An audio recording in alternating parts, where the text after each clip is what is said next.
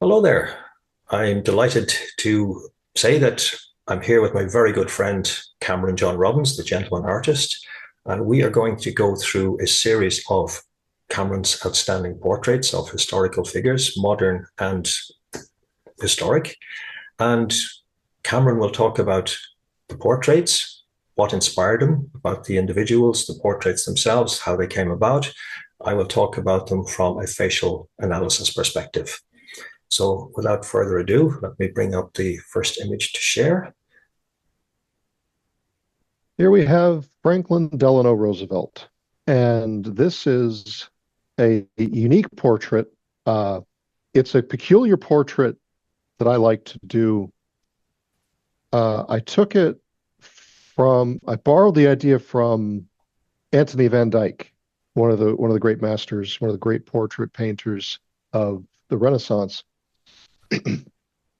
He has a marvelous triple portrait with three views of King Charles I, I believe. And the reason he painted that, straight on profile and three-quarter view, was because that painting was shipped to Italy so that the sculptor Bernini could sculpt a marble bust of King Charles. They didn't have photographs, and so Van Dyck did this type of portrait. When I've undertaken or even planned to sculpt a portrait bust, whenever I've been able to, I try to paint one of these triple portraits because it gets the nuances and details of a person's features more deeply embedded into my mind than a wall covered with photographs. I find myself, it's a little easier for me to just kind of bounce off of the surface details of a bunch of photographs versus what I have when I paint one of these, because it's like every detail, there's no detail gets on the canvas unless I put it there, and I can't put it there unless I see it and have a plan. There's just it's that series of 100,000 decisions that makes a painting. And so it's a way of downloading into my brain in a deeper way.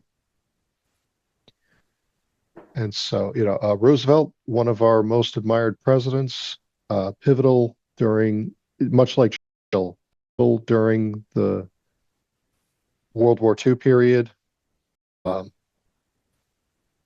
Very interesting, very strong personality. One of those historical figures that I felt that I had to paint.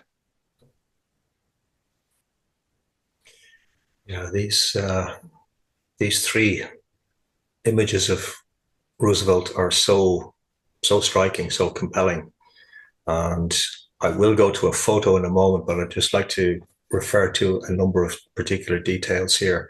We see this one where his left ear is visible, and it's a very nicely sized ear, because the ears in the Chinese system I work with are very relevant, even though obviously they are not on the face. But when we see a really well-developed ear like that, it tells us this is somebody who has a strong physical constitution. And obviously Franklin Roosevelt needed that.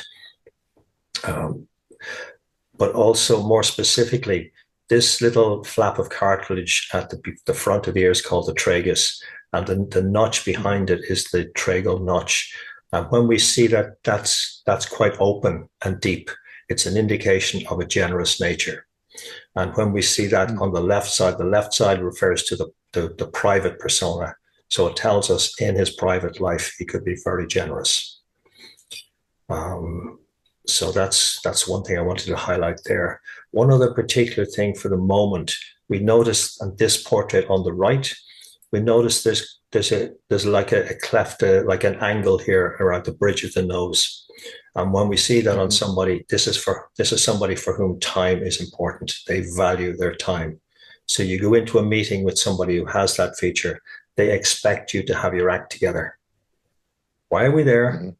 How long are we going to be there for? What's the purpose of it? What's the intended outcome? And there will be a call to action at the end of the meeting. You're doing this by when, and you're going to report in by when. And it's all got Right. to be very, very clear. If you don't know why you're going to the meeting, you're wasting their time, and they'll probably tell you.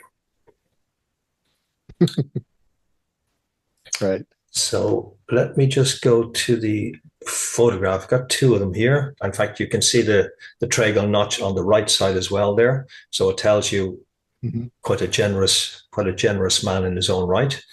Um, and as you can also see the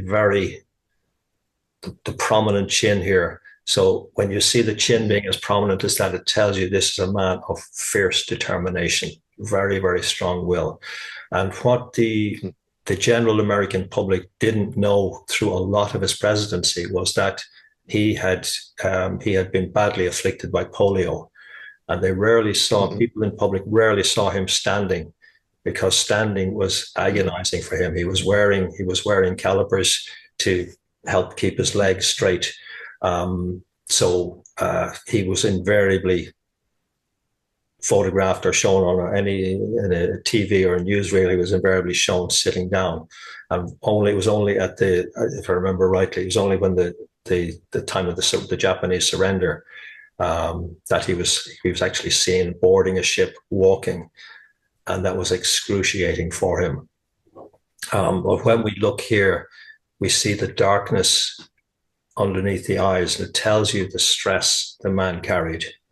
And this, when you see darkness like that, and it's obviously a black and white photo, but even there, you can see just how much darkness there is there. And when we see that on somebody's face, this is telling you that this is somebody who's carried tremendous strain, which has been absolutely exhausting. So this is somebody who was running on empty for a long time. Um, Mm-hmm.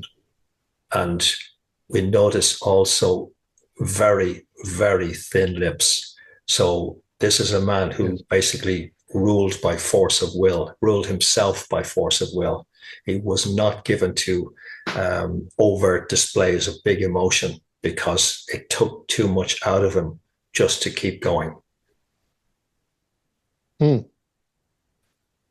It's an interesting observation. We often wonder about people who seem cold and unemotional, and that observation that, well, maybe it's because it costs them too much to get emotional. They don't lack emotion. It's not that they lack emotion, it's that it's too painful for them or costs them too dearly to let those things get more dramatically expressed. Yeah,